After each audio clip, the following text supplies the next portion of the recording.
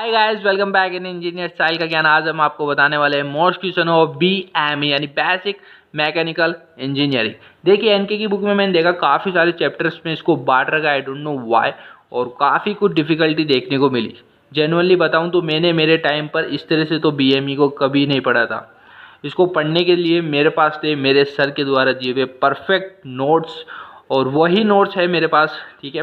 PDF है उनकी, तो इन जस्ट 29 रुपीज़, ठीक है। Not only BME, okay. आपको जितनी भी सब्जेक्ट्स आपकी फर्स्ट ईयर की टोटल 9 to 10 सब्जेक्ट होती है, ठीक है, वो 10 सब्जेक्ट की PDF आपको इन जस्ट 29 रुपीज़ में मिल रही है। ये एक ऑफ़र आया है आपके लिए और बेस्ट ऑफर है। मैं तो ये समझता हूँ आज तक किसी ने नहीं दिया होगा ऐसा ऑफर यूट्यूब के ऊपर। आई एम गिविंग यू, ठीक है। तो 10 सब्जेक्ट की आपको PDF मिल रही है 29 रुपीज़ में। प्लस क्या मिल रहा है आपको, मोस्ट क्वेश्चन जो भी मैं लगवा रहा हूँ आपको यहाँ लगवा रहा हूँ या कोई स्पेसिफिक क्वेश्चन से लगवा रहा हूँ, तो मोस्ट क्वेश्चन की PDF वही 10 PDF बन गई, 10 सब्जेक्ट के मोस्ट क्वेश्चन, उसकी भी PDF आपको इन जस्ट 29 यानी कि 20 PDFs का एक्सेस आपको मिल रहा है इन जस्ट 29 रुपीज़। तो what's are you waiting for? कुछ ही नहीं करना, आपको QR कोड दे रखा मैंने कम्युनिटी पोस्ट पर, उस QR कोड को स्कैन करके पे करना है सिंपली, और पूरी प्रोसेस डिस्क्रिप्शन में मैंने दे दी है। अब मैं आपको कुछ इंपॉर्टेंट क्वेश्चन बता रहा हूँ एनके की बुक से। बाकी अगर आप PDF से पढ़ो तो बहुत बढ़िया है, ये मेरा पर्सनल सजेशन है आप सभी को।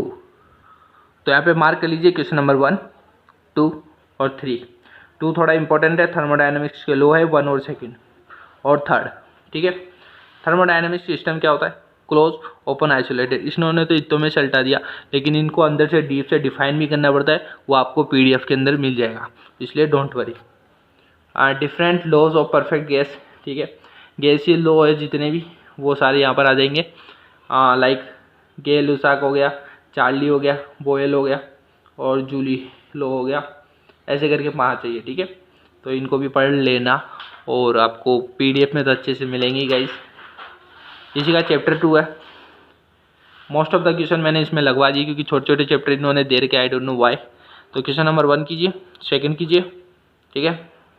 इसके अंदर क्या है? वाटर ट्यूब बॉयलर और फायर ट्यूब बॉयलर क्या होता है, और बॉयलर क्या होता है, उसके टाइप क्या होता है, इसमें ये क्वेश्चन ये है। और इसके अंदर स्टीम बॉयलर का कुछ बता रखा है पार्ट्स के बारे में, वेरियस फैक्टर्स, एंड आपको रिक्वायरमेंट्स क्या लगती है गुड स्टीम बॉयलर बनाने के लिए, वो वाला क्वेश्चन है। तो ये क्वेश्चन बनते हैं इसके अंदर, बॉयलर के ऊपर यही क्वेश्चन बनते हैं।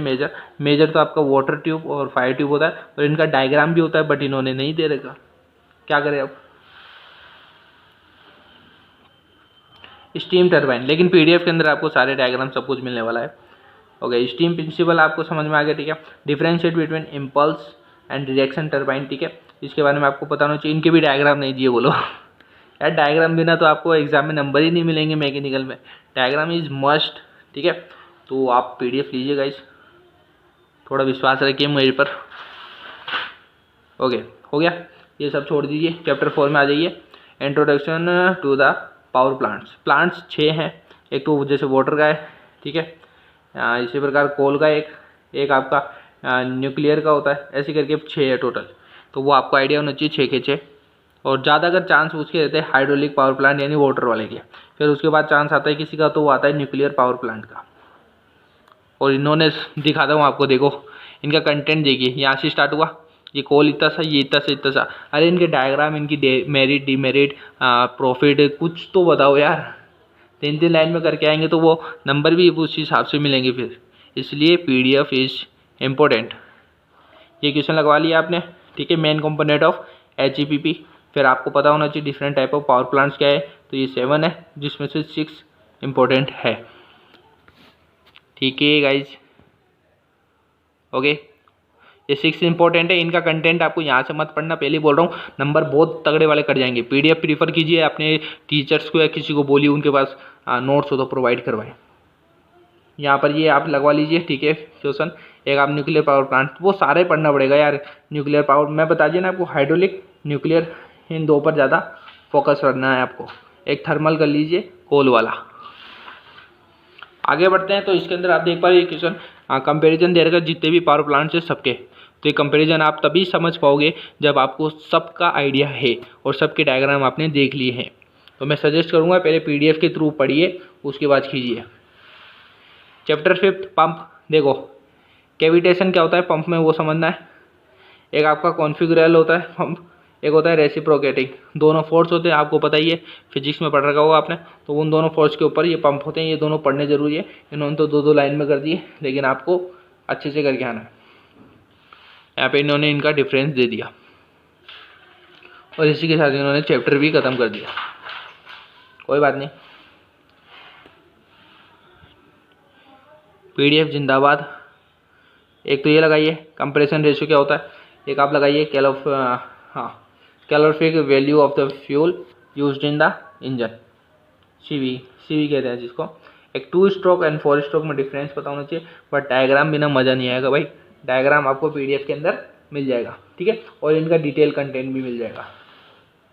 ये लगाइए ऑटो साइकिल, बढ़िया है ये क्वेश्चन, इंपॉर्टेंट भी है ये वाला।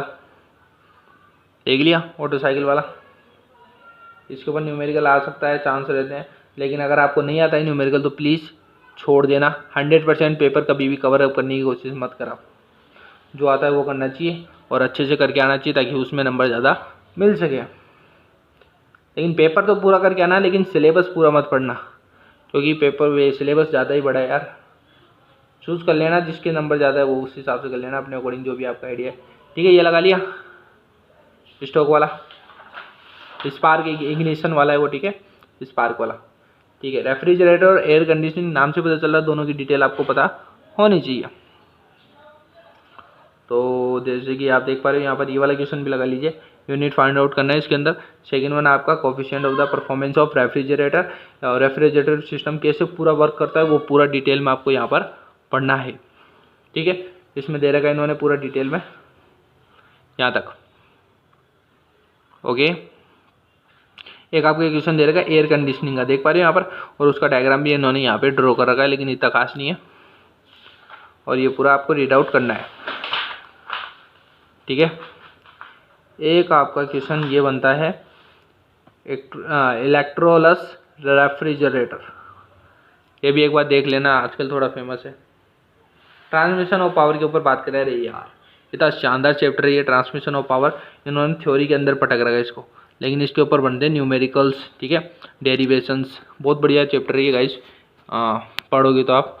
और PDF में तो भैया दोबारा बोलना चाहूँगा, अच्छे से बता रखा है, क्योंकि PDF यार बहुत बढ़िया है। हमने हमारे टाइम में पढ़ी थी तब बहुत ही अच्छे लेवल से हम पढ़ के गए थे, ना कोई पेपर देगा ना कुछ और देगा, डायरेक्ट PDF से पढ़ी, ठीक है, और पेपर करके यार शानदार नंबर आए।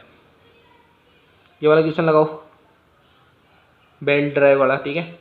एक क्वेश्चन लगाओ what is the gear transmission और उसके टाइप,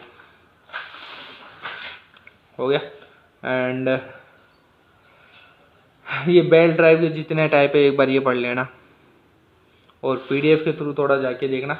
देखो एक क्वेश्चन आया लेंथ ऑफ बेल्ट, ये इंपॉर्टेंट क्वेश्चन मानता हूँ मैं तो, लेंथ ऑफ बेल्ट वाला, ये वाला डेरिवेशन पढ़ के जाना गाइस। आगे चलें, ओके यार ये ख़त्म ही नहीं हो रहा। एक क्वेश्चन ये रहा, सेंट्रीफ्यूगल टेंशन क्या होती है and drive the expression for this है, ये क्वेश्चन लगवा लिए, ठीक है, ये पढ़ लीजिए। इसमें से समझ में नहीं आए तो PDF में से पढ़ लेना।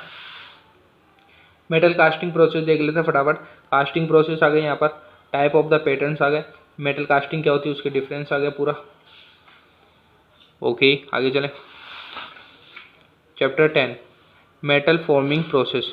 अब फोर्जिंग आ गई इसके अंदर, आपकी फोर्जिंग आ गई, एक्सट्रूजन आ गया, रोलिंग आ गई, ड्राइंग आ गई। इनकी डेफिनेशन का आइडिया आपको होना चाहिए, कुल मिला के ये बात है। एक आपका जॉइनिंग आ गया यहाँ पर, तो आपको सोल्डिंग क्या होता है वो पता होना चाहिए, और ब्रेजिंग क्या होती है। सेकंड आपको एडवांटेजेस, एप्लीकेशन, डिसएडवांटेजेस आपको पता होनी चाहिए वेल्डिंग प्रोसेस की, तो वो ये क्वेश्चन यहाँ पे मार्क कर रखा है।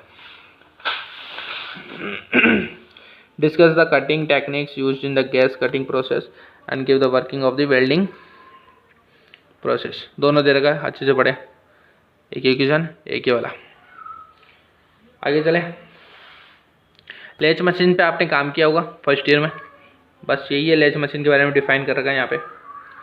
एक लेच मशीन और माइलिंग मशीन आपने देखी होगी, तो दोनों में डिफरेंस आपको पता होना चाहिए, थोड़ा बहुत आइडिया होना चाहिए। इतने क्वेश्चन नहीं पूछे जाते हैं, आइडिया के लिए कर रहे हैं, बनता है कि आप एग्जाम में लिख पाओ अगर कुछ उल्टा सुल्टा क्वेश्चन आ जाए तो। एक क्वेश्चन ये लगवा लीजिए आप, मैन्युफैक्चरिंग की प्रॉपर्टीज़ एंड उसके अंदर पूरा आयन के बारे में डिफाइन कर रखा है। हीट के अंदर बात करूँ तो यहाँ पे स्टील की जो हार्डनिंग होती है, एक होती है आपकी टेम्परिंग, वो दोनों पढ़ लीजिए। एक आप कुछ ये डेफिनेशन से छोटी छोटी, इनको पढ़ लोगे तो थोड़ा अच्छा लगेगा, क्योंकि 2-2 नंबर में आ जाते हैं और फिर आप अच्छा परफॉर्म कर पाते हैं, आपको कॉन्फिडेंस आता है 2 नंबर की क्वेश्चन करने पर। फिर क्या होता है, बड़े वाले क्वेश्चन ऑटोमेटिक होने लगते हैं। एक आप ये वाला क्वेश्चन जरूर करें, एनेलिंग के ऊपर शॉर्ट नोट्स। एक क्वेश्चन कीजिए आप, CAD क्या होता है, कैड। एक आप MEMS क्या होता है, एक CAM क्या होता है, एक आपका है FMS क्या होता है, बहुत इंपॉर्टेंट है, ये लगा दो, जरूर लगाना। ठीक है, एडवांटेज डिसएडवांटेज देख लेना, ये जरूर करना। हो गया। तो यार गाइस PDF जरूर लीजिए, ये मेरे को कुछ वो 2-5 रुपये से कोई फ़र्क नहीं पड़ेगा, बट आपकी स्टडी अच्छे से हो जाएगी, that's why I am saying. और ना केवल ये 20 PDFs आपको बताइए मैंने, वही रहेगा आपका 20 PDFs का, और QR कोड आपको मिल जाएगा। सो जय हिंद जय भारत, मिलते हैं नेक्स्ट वीडियो के साथ में ही।